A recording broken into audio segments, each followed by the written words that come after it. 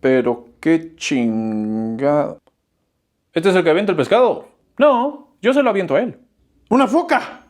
León marino. La foca está por acá. Ah, yo los veo igual. ¿Cómo crees? La foca te hace ojitos. Y el león marino te juzga.